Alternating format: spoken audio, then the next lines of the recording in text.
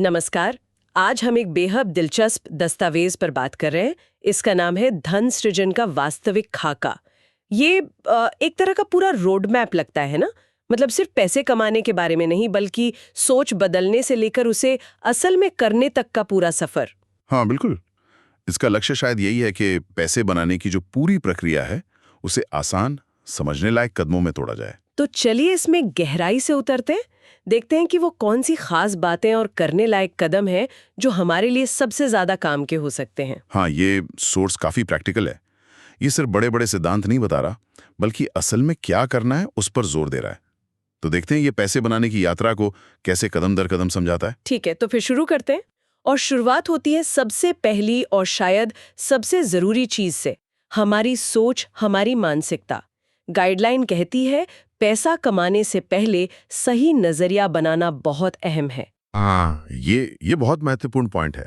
यहाँ जोर इस बात पर है कि हमें अपनी सोच को कमी से, मतलब मेरे पास काफी नहीं है वाली सोच से बदलकर प्रचुरता वाली सोच की तरफ ले जाना है। ये मानना कि मौके हर तरफ हैं। प्रचुरता। और इसमें एक और बड़ी बात कही गई है, अपने समय को अपनी कमाई से अलग करना।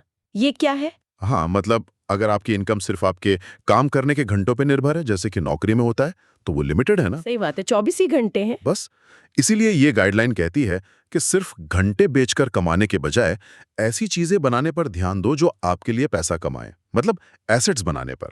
एसेट्स, संपत्ति। और इसके साथ ही लंबी अवधि की सोच पर भी जोर है। ये कहती है कि अमीर लोग दिनों या महीनों के लिए नहीं, दशकों के लिए प्लान करते हैं। बिल्कुल, शॉर्ट टर्म में मार्केट ऊपर नीचे होगा, उससे घबराना नहीं। और एक और चीज, माहौल, यानी किन लोगों के साथ आप उठते बैठते हैं। हाँ, ये भी मेंशन्ड है। ऐसे लोगों के साथ रहें जो बड़ा सोचते हैं, जो आप इंस्पायर करें। हाँ। कुछ किताबों का भी जिक्र है, जैसे रिच डैड पुअर डैड।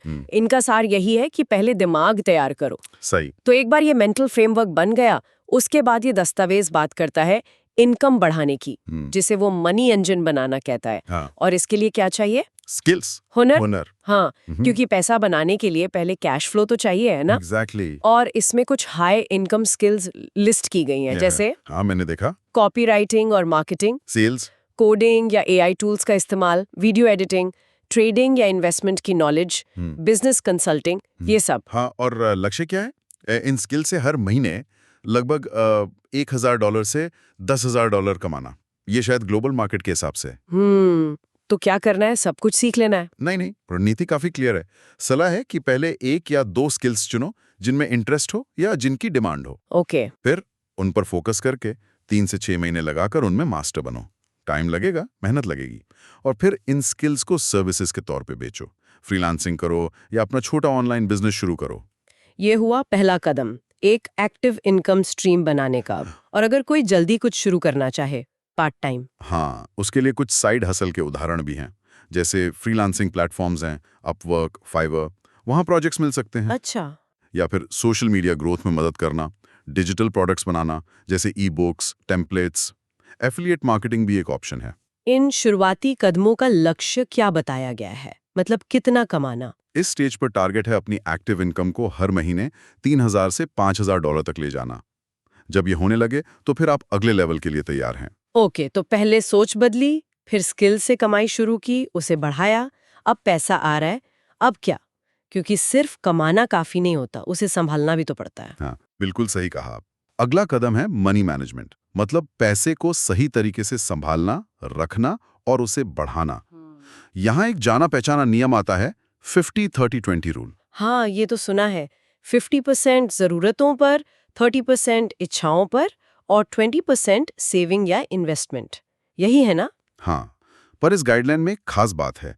ये कहती है कि ये 20% सिर्फ शुरुआत है। मतलब जैसे जैसे आपकी इनकम बढ़े, कोशिश करो कि ये इन्वेस्टमेंट वाला हिस्सा 20% से बढ़कर 30%, 40% या 50% तक पहुंच जाए। असली वेल्थ यहीं से बनती है। हाँ, और इसी से जुड़ा है दूसरा गोल्डन रूल, पहले खुद को भुगतान करें। पे योरसेल्फ फर्स्ट।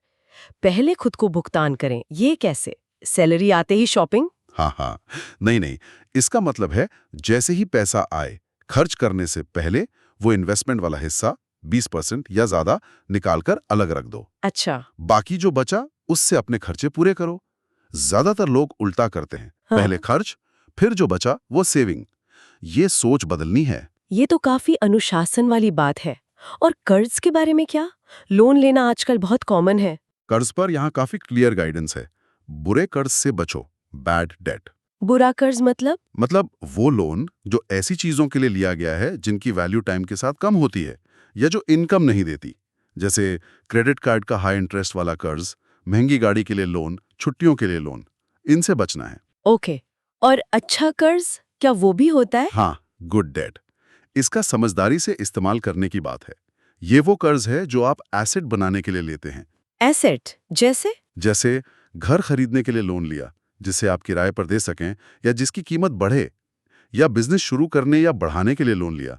यहाँ कर्ज आपकी वेल्थ बढ़ाने में मदद कर सकता है, पर सावधानी से। समझ गई। तो मनी मैनेजमेंट का निचोड़ ये है कि कमाई का बड़ा हिस्सा, कम से कम 30-50% बचाओ और इन्वेस्ट करो, और बुरे कर्ज से दूर रहो। हाँ, क्योंकि यहीं से दौलत बढ़ने की असली कहानी शुरू होती है। अगला पड़ाव है इन्वेस्टमेंट और कंपाउंडिंग, यानी पैसे से पैसा बनाना। हाँ, ये इंटरेस्टिंग पार्ट है। तो क्या करें? सीधे स्टॉक मार्केट में कूद जाएं? नहीं, रुकिए, हड़बड़ी नहीं। पहला कदम है सेफ्टी नेट। गाइडलाइन कहती है कि सबसे पहले 6 से 12 महीने के खर्चों के बराबर एक इमरजेंसी फंड बनाओ। Emergency fund? हाँ, ये तो जरूरी है, ताकि कोई मुश्किल आए तो इन्वेस्टमेंट ना तोड़ना पड़े। बिल्कुल, ये पैसा आसानी से मिलने वाली जगह पर रखो। इसके बाद नियमित रूप से इन्वेस्ट करने की आदत डालो। कैसे? कहाँ इन्वेस्ट करें शुरुआत में? एक आसान तरीका बताया गया है, हर महीने इंडेक्स फंड्स या ETFs में इन्वेस्ट करना, जैसे S&P 500 या इंडिया में निफ्टी 50। इंडेक्स फंड्स, ETFs, ये क्या भला है? आसान शब्दों में बताएंगे? हाँ, देखो, इन्हें आप एक तरह की म्यूचुअल फंड जैसी टोकरी समझ सकते हो।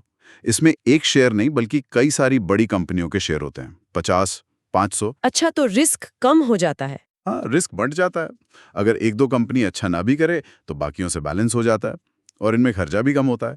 ये लॉन्ग टर्म वेल्थ बनाने का एक अच्छा पैसिव तरीका है। ठीक है, तो इमरजेंसी फंड हो गया, फिर रेगुलर इंडेक्स फंड में सिप शुरू कर दी, ये तो बेस बन गया।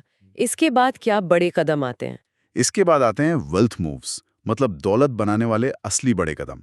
इनमें थोड़ी ज्यादा कैपिटल और समझ चाहिए। जैसे? पहला, रियल एस्टेट, प्रॉपर्टी खरीदना, रेंटल इनकम के लिए या कीमत बढ़ने के लिए। ओके। दूसरा, digital assets, website, blog, online course, app, जिनसे लगातार कमाई हो।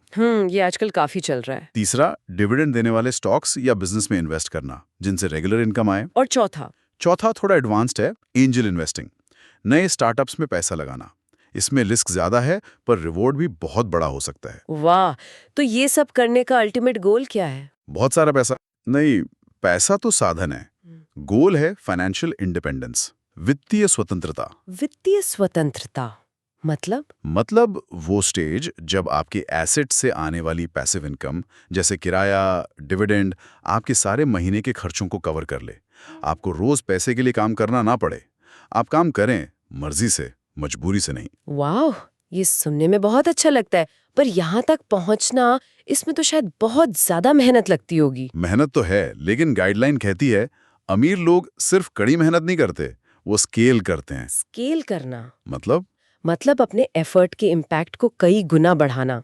जैसे एक टीचर 30 बच्चों को पढ़ा सकता है, पर ऑनलाइन कोर्स बनाकर वो लाखों तक पहुंच सकता है। ये है स्केल करना। इसके लिए चाहिए सिस्टम्स और लीवरेज। ये क्या होता है? लीवरेज मतलब किसी चीज का इस्तेमाल करके कम एफर्ट में ज्यादा रिजल्ट पाना। 3 तरह के लीवरेज की बात है यहाँ। पहला, लोगों का लीवरेज, टीम बनाना, आउटसोर्स करना। ओके। दूसरा, कैपिटल का लीवरेज, दूसरों के पैसे का इस्तेमाल करना, जैसे लोन लेकर बिजनेस बढ़ाना।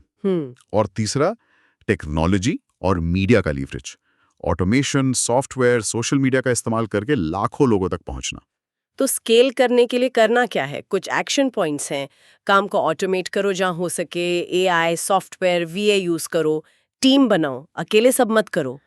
हाँ। सोशल मीडिया कंटेंट का इस्तेमाल करके अपनी रीच बढ़ाओ, और ऐसी स्केलेबल एसेट्स बनाओ जिन्हें एक बार बनाकर बार बार बेचा जा सके। Books, course, apps. यहाँ एक रूल भी दिया है, अगर ये बढ़ता नहीं है तो ये अमीर नहीं बनाएगा। मतलब स्केलेबिलिटी जरूरी है। बिल्कुल।